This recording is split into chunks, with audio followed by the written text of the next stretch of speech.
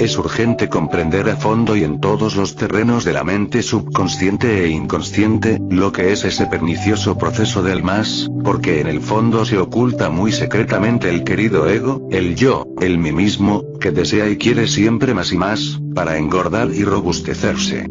Este Mefistófeles que llevamos dentro, este Satán, este yo, dice: yo tengo más dinero, más belleza, más inteligencia que aquel, más prestigio, más astucia, etcétera, etcétera, etcétera. Quien quiera de verdad comprender lo que es la inteligencia, debe aprender a sentirla, debe vivenciarla y experimentarla a través de la meditación profunda. Todo lo que las gentes acumulan entre el sepulcro podrido de la memoria infiel, información intelectual, experiencias de la vida, se traduce siempre fatalmente en el término de más y más. De manera que nunca llegan a conocer el hondo significado de todo eso que acumulan. Muchos se leen un libro, y luego lo depositan entre la memoria, satisfechos por haber acumulado más información, pero cuando se le llama a responder por la doctrina escrita en el libro que leyeron, resulta que desconocen la profunda significación de la enseñanza, pero el yo quiere más y más información, más y más libros, aun cuando no haya vivenciado la doctrina de ninguno de ellos. La inteligencia no se consigue con más información libresca, ni con más experiencia, ni con más dinero, ni con más prestigio. La inteligencia puede florecer en nosotros, cuando comprendemos todo el proceso del yo, cuando entendemos a fondo todo ese automatismo psicológico del más. Es indispensable comprender que la mente es el centro básico del más. Realmente ese más, es el mismo yo psicológico que exige, y la mente es su núcleo fundamental. Quien quiera ser inteligente de verdad, debe resolverse a morir, no solamente en el nivel intelectual superficial, sino también en todos los terrenos subconscientes e inconscientes de la mente.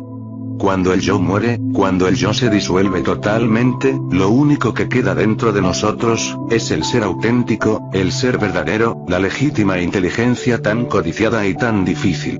Las gentes creen que la mente es creadora, están equivocadas. El yo no es creador, y la mente es el núcleo básico del yo. La inteligencia es creadora porque ella es del ser, es un atributo del ser. No debemos confundir a la mente con la inteligencia. Están equivocados de plano, y en forma radical, quienes suponen que la inteligencia es algo que puede ser cultivado como flor de invernadero. O algo que se pueda comprar, como se compran los títulos de nobleza, o poseyendo una formidable biblioteca. Es necesario comprender profundamente todos los procesos de la mente, todas las reacciones, ese más psicológico que acumula, etc. Solo así brota en nosotros, en forma natural y espontánea la llamarada ardiente de la inteligencia. Conforme el Mefistófeles que llevamos dentro se va disolviendo, el fuego de la inteligencia creadora, se va manifestando poco a poco dentro de nosotros, hasta resplandecer abrasadoramente. Nuestro verdadero ser, es el amor, y de ese amor nace la auténtica y legítima inteligencia, que no es del tiempo.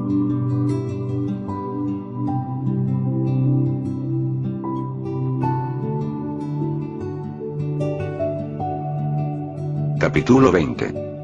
La vocación. A excepción de las personas totalmente inválidas, todo ser humano tiene que servir para algo en la vida, lo difícil es saber para qué sirve cada individuo. Si hay algo verdaderamente importante en este mundo, es conocernos a sí mismos. Raro es aquel que se conoce a sí mismo, y aun cuando parezca increíble, es difícil encontrar en la vida a alguna persona que tenga desarrollado el sentido vocacional. Cuando alguien está plenamente convencido del papel que tiene que representar en la existencia, hace entonces de su vocación, un apostolado, una religión, y se convierte de hecho y por derecho propio, en un apóstol de la humanidad.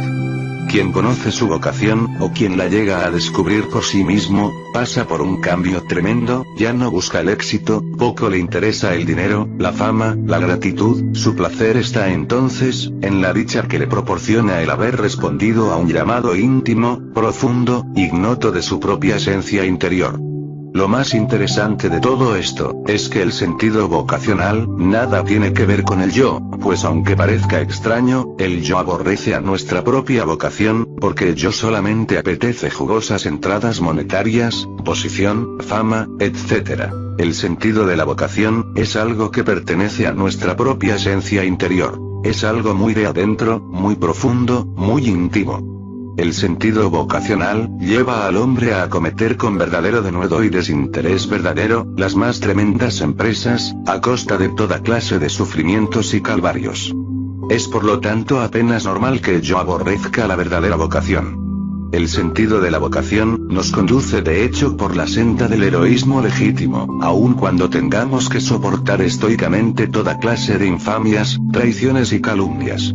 El día que un hombre pueda decir la verdad, yo sé quién soy, y cuál es mi verdadera vocación, desde ese instante comenzará a vivir con verdadera rectitud y amor. Un hombre así, vive en su obra y su obra en él. Realmente solo son muy pocos los hombres que pueden hablar así, con verdadera sinceridad, de corazón. Quienes así hablan, son los selectos, aquellos que tienen en grado superlativo el sentido de la vocación. Hallar nuestra verdadera vocación, es fuera de toda duda, el problema social más grave, el problema que se encuentra en la base misma de todos los problemas de la sociedad. Encontrar o descubrir nuestra verdadera vocación individual, equivale de hecho a descubrir un tesoro muy precioso. Cuando un ciudadano encuentra con toda certidumbre, y fuera de toda duda su verdadero y legítimo oficio, se hace por este solo hecho, insustituible. Cuando nuestra vocación corresponde totalmente, y en forma absoluta al puesto que estamos ocupando en la vida, ejercemos entonces nuestro trabajo como un verdadero apostolado, sin codicia alguna, y sin deseo de poder. Entonces el trabajo, en vez de producirnos codicia, aburrimiento, o deseos de cambiar de oficio, nos trae dicha verdadera, profunda, íntima, aun cuando tengamos que soportar pacientemente dolorosos vía crucis. En la práctica hemos podido verificar, que cuando el puesto no corresponde a la vocación del individuo, entonces solo piensa éste en función del más. El mecanismo del yo es el más. Más dinero, más fama, más proyectos, etcétera, etcétera, etcétera, y como es apenas natural, el sujeto suele tornarse hipócrita, explotador, cruel, despiadado, intransigente, etcétera. Si estudiamos la burocracia detenidamente, podemos comprobar que rara vez en la vida, el puesto corresponde a la vocación individual.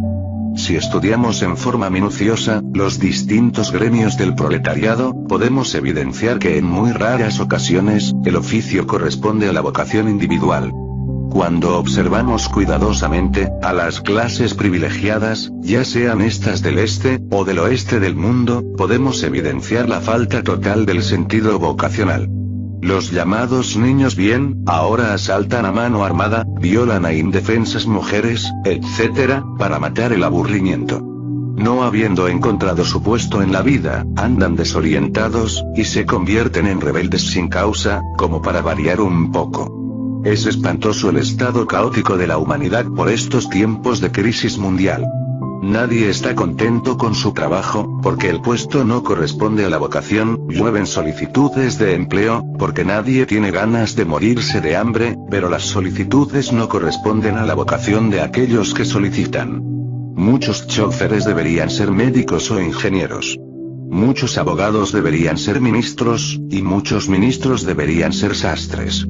Muchos limpiadores de calzado, deberían ser ministros, y muchos ministros, deberían ser limpiadores de calzado, etcétera, etcétera. Las gentes están en puestos que no les corresponden, que nada tienen que ver con su verdadera vocación individual, debido a esto, la máquina social funciona pésimamente. Esto es semejante a un motor que estuviese estructurado con piezas que no le corresponden, y el resultado tiene que ser inevitablemente el desastre, el fracaso, el absurdo. En la práctica hemos podido comprobar hasta la saciedad, que cuando alguien no tiene disposición vocacional para ser guía, instructor religioso, líder político, o director de alguna asociación espiritualista, científica, literaria, filantrópica, etc., entonces solo piensa en función del más, y se dedica a hacer proyectos y más proyectos, con secretos propósitos inconfesables. Es obvio que cuando el puesto no corresponde a la vocación individual, el resultado es la explotación. por estos tiempos terriblemente materialistas en que vivimos, el puesto de maestro está siendo arbitrariamente ocupado por muchos mercaderes, que ni remotamente tienen vocación para el magisterio. El resultado de semejante infamia, es la explotación, crueldad, y falta de verdadero amor. Muchos sujetos ejercen el magisterio, exclusivamente con el propósito de conseguir dinero para pagar sus estudios en la facultad de medicina, derecho, o ingeniería, o simplemente porque no encuentran nada más que hacer. Las víctimas de semejante fraude intelectual, son los alumnos y alumnas.